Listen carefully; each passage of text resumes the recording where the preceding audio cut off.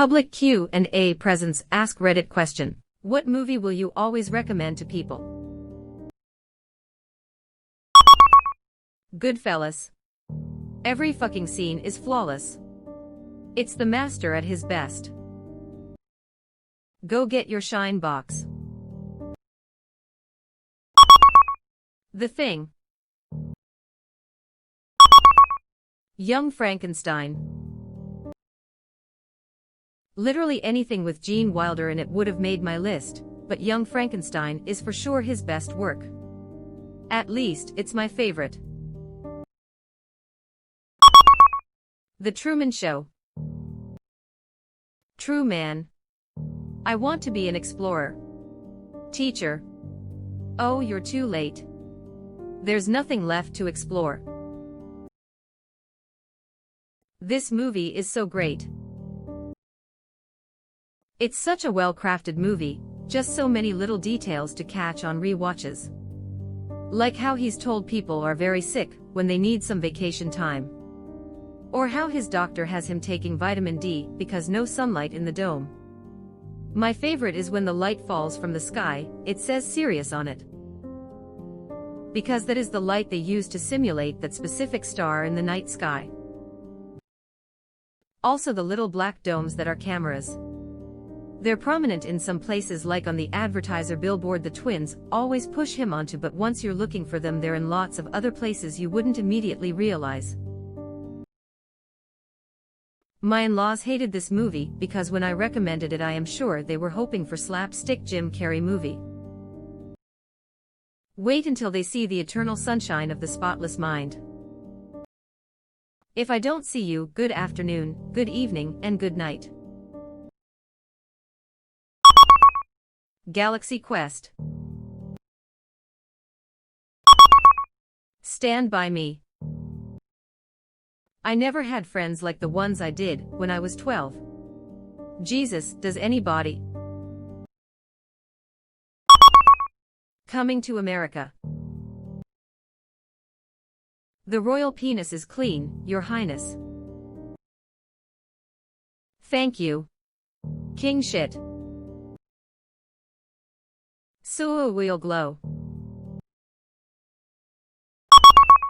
Groundhog Day. Just an amazing movie on how people can change for the better. If you have 100 years to do it, try 10,000 years. I was going to say that it is a lot more than 100 years. I read an article once that analyzed how long he had been stuck in the time loop based partially off the idea that it takes 10,000 hours to become proficient at certain things. My memory isn't 100% on the movie, but I do remember that he learned to play the piano and ice sculpt when he was stuck in the loop. What I don't understand is why his piano teacher was so excited by his progress. I mean, sure, he'd had thousands of lessons from her, but from her perspective, he only had one lesson. I took it more as he was already this good, but came to her for lessons. Like she felt he had more to learn from her, and she was bragging about it. Harold Ramis, who wrote and directed it, said it was 10 years. His co-writer is the source of the 10,000 years bit. I like to think it was somewhere between there. 11 years. Winking Face. Check out Palm Springs. Very similar vibes, but different. Terminator 2, because it's Terminator 2. Heathers, you start off thinking it's a shitty teenage rom-com about typical high school problems, and then 30 minutes in you realize you were terribly wrong, and people are now getting killed. Dear Diary. My teen angst bullshit now has a body count. Such a good album. So that's where the album name comes from. I love my dead gay son. The number of times I have said fuck me gently with a chainsaw, and no one knew WTF I was talking about. Pure embarrassment. I always ask my wife what her damage is. I just watched this for the first time a few days ago, and I loved it. Plus, Winona Ryder is always a bonus. The Mummy, Brendan Fraser. It's such a fun movie. Looks like you're on the wrong side of the Ivor. Bye Benny screams of a tossed gremlin. He was a fantastic Igor in the Van Helsing movie. Dracula. Igor, why do you torture that beast so? Igor. It's what I do. Do unto others before they do unto me. Watched it last night. Loads of fun. The sequel will be on tonight. The Count of Monte Cristo. The Life of Brian. Edit. Everyone who liked this has biggest dickus energy. Always look on the bright side of life. Love this one. And now we'll have that song stuck in my head for a week. The first half dozen of times that I watched this film, I forgot about the aliens, and that scene kept surprising me. Kiss Kiss Bang Bang. It's a bit lesser known, so a lot of people haven't seen it, and it's so good. The Nice Guys, too.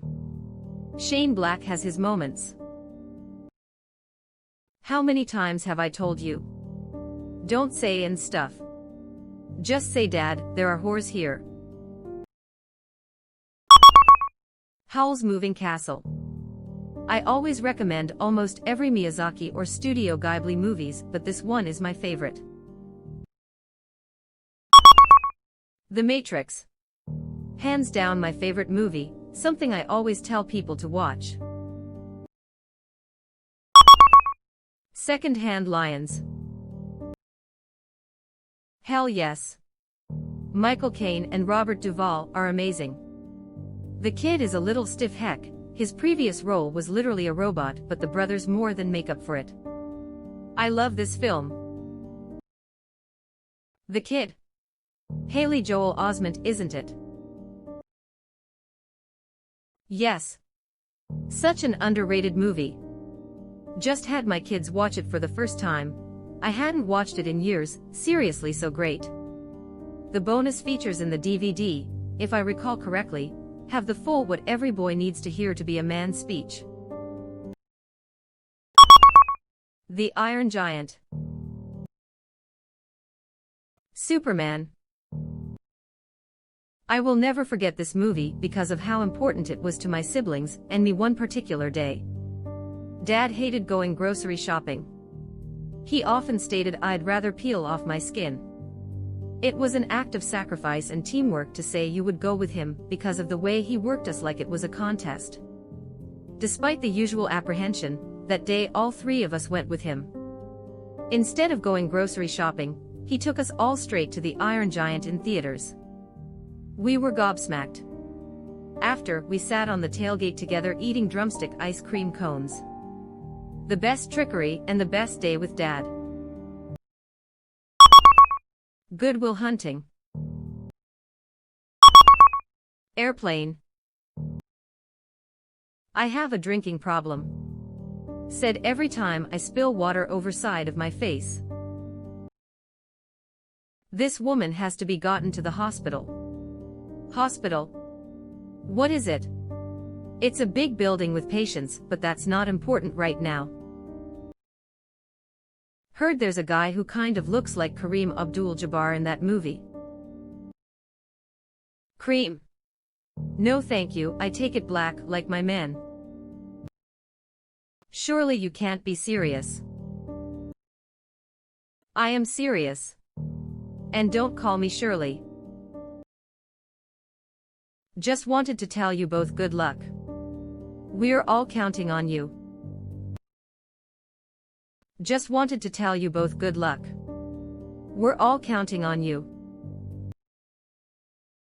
My mill went into labor watching Airplane. Laughed that baby right out of herself. The Silence of the Lambs. Clueless. Rollin' with the Homies. Rip Brittany Murphy. Clueless is on Netflix. I am a 30-plus-year-old man and do that dumbass arm movement whenever I think of this song. God help me. I purposely use the word sporadically whenever I can because of this movie. Edit. Spelling. Amber. Ms. Stoger, my plastic surgeon doesn't want me doing any activity where balls fly at my nose. Dion. Well, there goes your social life. Paul Rudd has aged flawlessly. As if. Hard agree winking face. My Cousin Vinny. A stone-cold classic, and Joe Pesci and Marissa Tomei's chemistry is brilliant. Edit.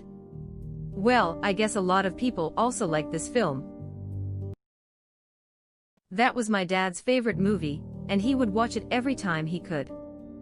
For his last birthday before he passed, I bought it for him on DVD, and now every year, on his birthday, I watch it, and just laugh and cry thinking about the times we had when I was young. It's such a good movie. How can you be so sure? What's a ute? Instant grits anyone. This is dead on balls accurate. It's an industry term. Anyone who thinks that Marissa didn't deserve the Oscar for her performance can fuck right off. That is one of the few Oscars that was given to the right actor. Edit. Because some people have commented, I am going solely on the joke from Family Guy about Brian being Marissa's agent and getting her the Oscar for my assumption that there was disagreement about its validity. When I saw that episode, I thought the joke was funny because it was ironic, and I also took it to mean that because this joke was featured on a show whose lifeblood is pop culture references, that it was referring to some actual criticism around Marissa receiving that Oscar. I have no other source, so if I am wrong, that's totally on me. Imagine you're a deer. You're prancing along, you find a little brook, you put your little deer lips down to the cool clear water. Bam! A fucking bullet rips out part of your head. Your brains are lying on the ground in little bloody pieces. Now I ask ya. Would you give a fuck what kind of pants the son of a bitch who shot you was wearin'? I've got a judge that's just aching to throw me in jail. An idiot who wants to fight me for $200. Slaughtered pigs. Giant loud whistles. I ain't slept in 5 days. I got no money, a dress code problem, and a little murder case which, in the balance, holds the lives of 2 innocent kids. Not to mention your stomp stomp stomp biological clock, my career, your life, our marriage, and let me see, what else can we pile on? Is there any more shit we can pile onto the top of the outcome of this case? Maybe it was a bad time to bring it up. You know, this could be a sign of things to come. You win all your cases, but with somebody else's help, right? You win case after case, and then afterwards you have to go up to somebody, and you have to say, thank you. Oh my god, what a fucking nightmare. Wall-E. Best Pixar film in my opinion. Oh brother, where art thou? I love the soundtrack in this film. Good old Soggy Bottom Boys. I am a man of constant sorrow. I thought you was a toad. She loved him up and turned him into a horny toad. I am a Dapper Dan man. I need my Dapper Dan. Schindler's List. Wayne's World. It's just good dumb fun which in 2020 we need more than ever. I hate Wayne's World, not. Excellent. Princess Mononoke. Look, everyone. This is what hatred looks like. This is what it does when it catches hold of you. It's eating me alive, and very soon it will kill me. Raiders of the Lost Ark is the perfect action movie for me. The intro to Indiana Jones in the jungle is perfect, even with little dialogue. The pacing is great, the characters are solid, the humor is natural, the environments are diverse, and the music is unforgettable. Just an awesome, fun time. I do like the argument that Indy is completely irrelevant to the plot of the movie. The Nazis will open the Ark anyway and all kill themselves without Indy's involvement. No way, man. Without Indy, who will tell the Nazis it belongs in a museum? So do you. But the Nazis were looking in a wrong place. He found the Ark himself. It's possible that without him Nazis wouldn't have found it. Emperor's New Groove. Easily the best movie Disney has ever produced, not to mention the spectacular jokes. Every character is amazing, and I will recommend this movie until the day I die. Edit. Turns out the movie is from Disney and not Pixar, sorry about that. Edit 2. Thank you so much, kind strangers that gave me awards, I love you all. Kazuko. Let me guess. Sharp rocks at the bottom. Pasha. Most likely. Kazuko. Bring it on. Booyahahahaha. Patrick Warburton as Kronk steals this movie. Talking to squirrels, chipmunks, squeak squeak squeak squeaka, has me rolling every time. I watched this movie like 4 times on a vacation with my at the time young niece. Did not mind rewatching it even one of those times. Movie is one of Disney's best. I would pay money for the isolated voice clip of him doing his own theme music when he kidnaps Kuzco. What is holding this woman together? I've been turned into a cow. Can I go home? That movie is quotable as hell. Pull the lever, Kronk. Wrong lever. My family on any roller coaster, Isma, put your hands in the air. No, he has a point. Gasp my spinach puffs. And let me guess, you have a great personality. To this day, when me or one of my family members has a piece of food stuck between our teeth, our code word to let each other know is Isma. Office Space. I enjoyed the silly humor and over-the-top soundtrack as a kid. Now I work in a sea of cubicles for a faceless corporation and can relate on every level. Aside from the operating system you briefly see on computer screens, it's incredible how relevant everything about that type of job still is more than 20 years later. So I was sitting in my cubicle today, and I realized, ever since I started working, every single day of my life has been worse than the day before it. So that means that every single day that you see me, that's on the worst day of my life. What about today? Is today the worst day of your life? Yeah. Wow, that's messed up. I have 8 bosses, Bob. 8 bosses. Peter Gibbons. The thing is, Bob, it's not that I am lazy, it's that I just don't care. Bob Porter. Don't care. Peter Gibbons. It's a problem of motivation, all right. Now if I work my ass off and Initech ships a few extra units, I don't see another dime, so where's the motivation? And here's something else, Bob. I have 8 different bosses right now. Bob Slidell. I beg your pardon? Peter Gibbons. 8 bosses. Bob Slidell. 8. Peter Gibbons. 8, Bob. So that means that when I make a mistake, I have 8 different people coming by to tell me about it. That's my only real motivation, is not to be hassled, that, and the fear of losing my job. But you know, Bob, that will only make someone work just hard enough not to get fired.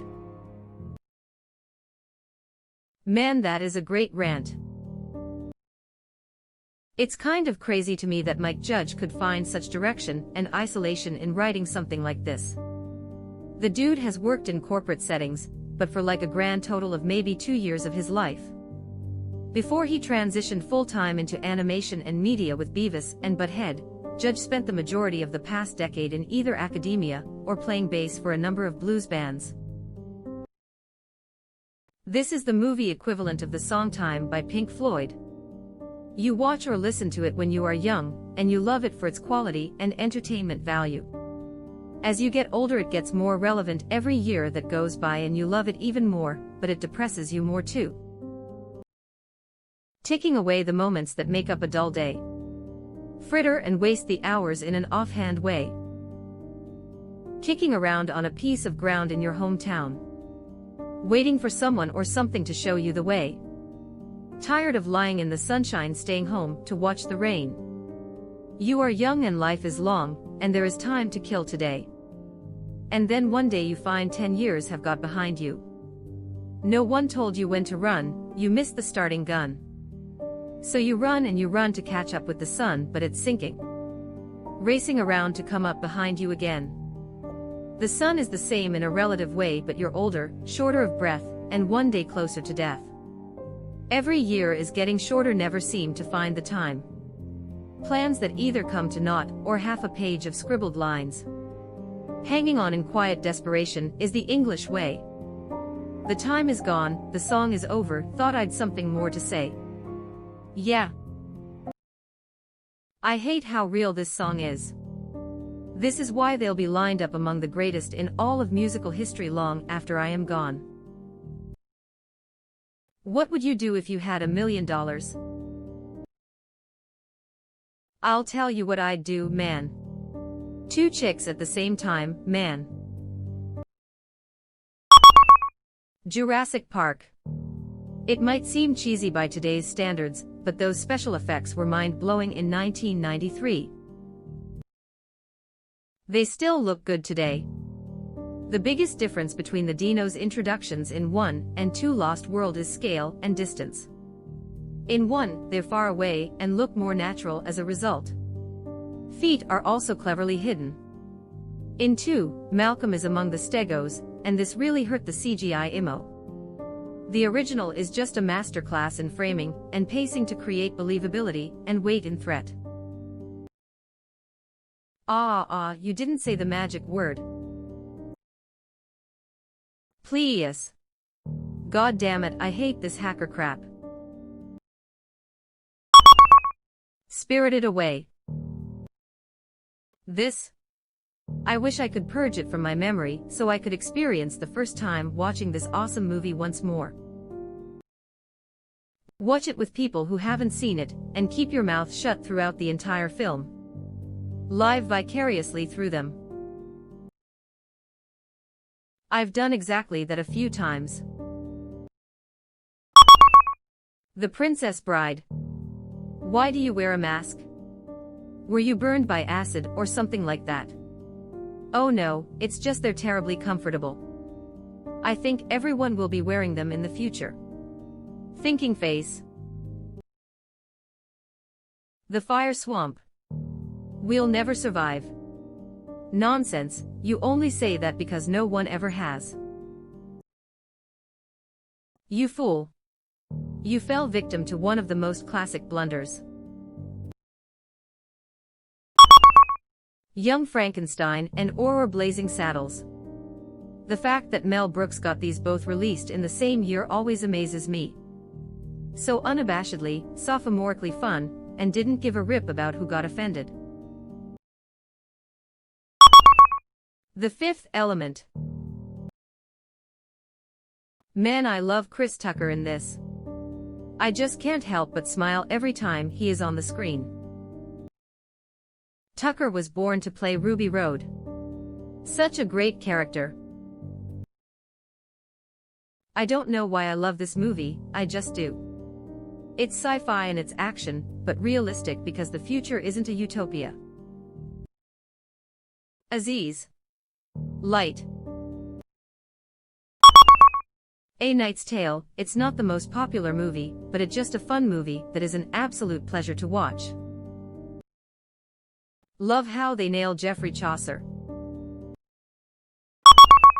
Monty Python and the Holy Grail. Who are you who is so wise in the ways of science? Well, he hasn't got shit all over him. Now go away, or I shall taunt you a second time. Took me years and someone to post about it on Reddit to realize the ending of that film, where they all get arrested by the police, is literally a cop-out as they didn't know how to end the movie. If I recall correctly, they also ran out of cash, so they just went fuck it. The scene where the knight is running up at the guards with the dramatic drum roll, and he just suddenly appears and kills one cracks me up every time I see it. What We Do in the Shadows. One of the best comedies in the last decade, if not 2 decades. The TV series is just as good as the movie Imo. I honestly have lost count of how many times I've watched that movie. It's so endlessly quotable. My wife likes the TV show more, personally I am torn. The big werewolf vampire fight scene on the roof gets me every time. Creepy paper. But the movie has Jermaine. TV show has Colin Robinson, that seals it as my preference. I can only hear Colin Robinson in Nander's voice. Colin Robinson. Fine guy. The whole episode in the second season where Colin gets progressively more and more powerful to the point of cloning himself is just wonderful. I am waiting for the return of Jackie Daytona. He did so much for that girls' volleyball team. I am willing to bet we find out the money owed is like 10 cents. That rivalry will come back. From Tucson, Arizona. Clue. It's a premise that hasn't worked since, with a stellar comedic cast and great writing. The fact they made 3 or more endings for the same movie, and all of them could make sense, is a testament to the writing. Plus it's infinitely quotable. Edit. I've seen Knives Out and think it's also a great movie. The acting and writing was very good. Murder by Death is one I keep meaning to see but never seem to get around to. In regards to the part about the premise, I meant that Clue is the only movie based on a board game that worked. Edit 2. To all the people saying Jumanji, that was a book first, then a movie, then a board game. Same for Zathura. Flames. At the side of my face. Every time I see this quote on Reddit, I have to chime in and say that Madeline Kahn improvised that entire part. Truly a national treasure. She is sorely missed. I just watched it last weekend for the first time, and absolutely loved it, so I showed it to my 7 to 9-year-olds and they loved it. They really liked Tim Curry mannerisms, especially the double negative scene. The scene where Tim Curry falls out of the freezer in the kitchen always makes me laugh. That whole sequence is great. I love the cue cards at the end, it could have happened like this.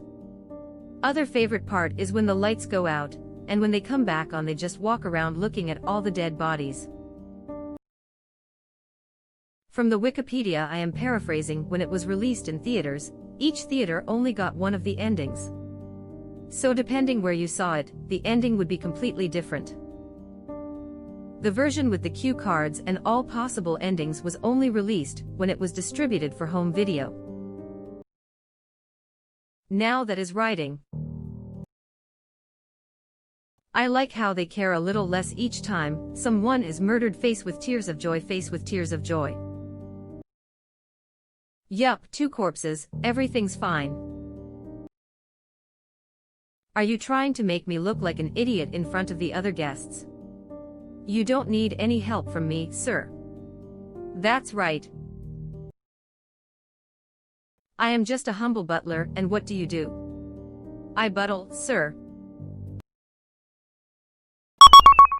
12 Angry Men. The film is over 60 years old, and it still holds up so well. I know that movie is good because I watched it as a 13-year-old little shit in school, and still enjoyed it. I used that film when going over the judicial system when I taught U.S. government to juniors in high school. That is such a powerful movie. All my students truly learned a lot from it, including human nature. Your Name. Beautiful animation, great story, and an amazing soundtrack.